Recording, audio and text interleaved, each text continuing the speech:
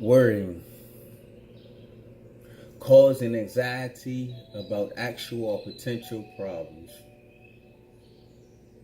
You ever had someone tell you, don't worry about it?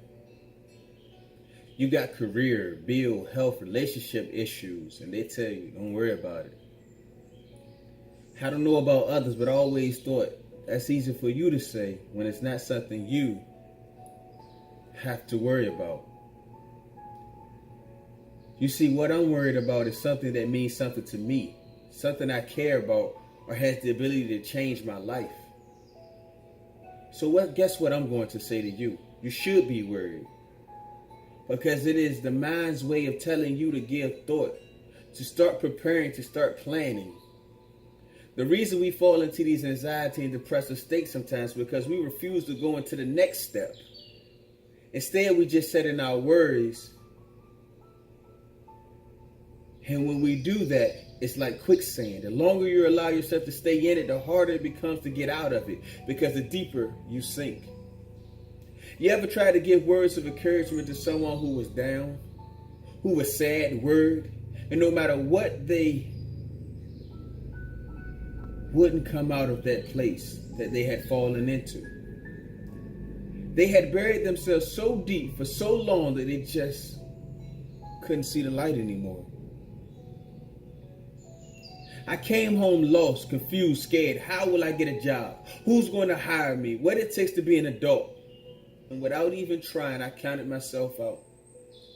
I watched enough films and movies to feel like no one wanted a felon for a job.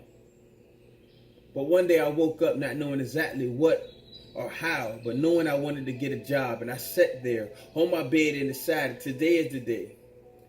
I decided to stop worrying and started planning. I planned to get on a routine. I planned to get up every morning like I had a job, to look for a job. That I would go into different directions every day until I had either got a job or covered a 5-mile circumference from my house. Then I would backtrack those same places to see if they had considered my application. I would get up and walk sometimes 3 to 5 miles north, putting in applications at every place I could walk in. The next day I do the south, the next day I do the west, and the next day would be the east. I did this for 2 weeks, ready to give up, but sticking to the plan. I continued to walk. This day was the day to go west again. I walked past all the places I had dropped off applications and got the same answers. I had been hearing from them all. We haven't had a chance to look yet. We don't hire felons. We aren't hiring, while watching new hires go through training from before a job I had applied for. So down and frustrated, I began to worry. To worry not just that I wouldn't get the job, but I wasn't good enough for anyone. That I wouldn't be able to make my family proud, that I wouldn't adjust well, and that I just wanted to go back. I realized that at that moment, sitting at the library on the curb fighting tears, that I had got away from the plan and started worrying again. And as I punished myself, I told myself, get back to the plan. But to complete my plan, I decided I'm going to push myself and do it all in one day.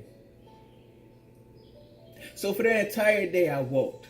I walked, stopping at Subways, McDonald's, construction sites, 7-Elevens, Taco Bell, until I found myself walking past my probation office. And something said, you're not sticking to the plan. Because the plan was to stop at every place you see. So I went in there to the probation office and said, ma'am, you're hiring. And the lady said, sir, this is the probation office. And before I could respond, behind me a guy said, you looking for a job? I got a van out there now with a couple guys I'm taking to get a job. And one of them didn't show up. So what I'm trying to get y'all to understand is you have to stop worrying and start planning. No plan don't always work immediately. It could be days, weeks, months, or years, because the bigger the worry, the bigger the plan, the longer it may take. But stick it out. Because if you don't, Anxiety, depression, and worry will consume you. A sense of failure will come over you, and it's something you can't even say you really tried if you haven't planned. Because a goal without a plan is just a wish. And to help combat that sense of accomplishing in small steps towards your goal needs to be felt. When I was walking, one thing that made me feel a little better was accomplishing that long walk. Knowing I had put in applications, knowing that I was still productive and acting out my plan. If you want something, if you're worried about something, tell yourself, boo-hoo, now start planning. And this is the beauty of what you gain through planning and acting out your plan. On my walk, I learned humbleness. I learned hard work. I learned dedication. I learned sacrifice. I learned it's okay to worry, just not okay to stay there, because next you need to start planning. You're worried about your relationship, start planning. Date nights, quality time, counseling. You're worried about your health or appearance, start planning. Dieting, proper eating, exercise. You're worried about your job, start planning. You're worried about your bills, start planning. You're worried about your future, start planning. You're worried about your kids, start planning. It's okay to worry. It's your spirit's way of alerting you. You need to put a plan together. So when you're worried, it's okay. Just make sure you go into the next step and start planning.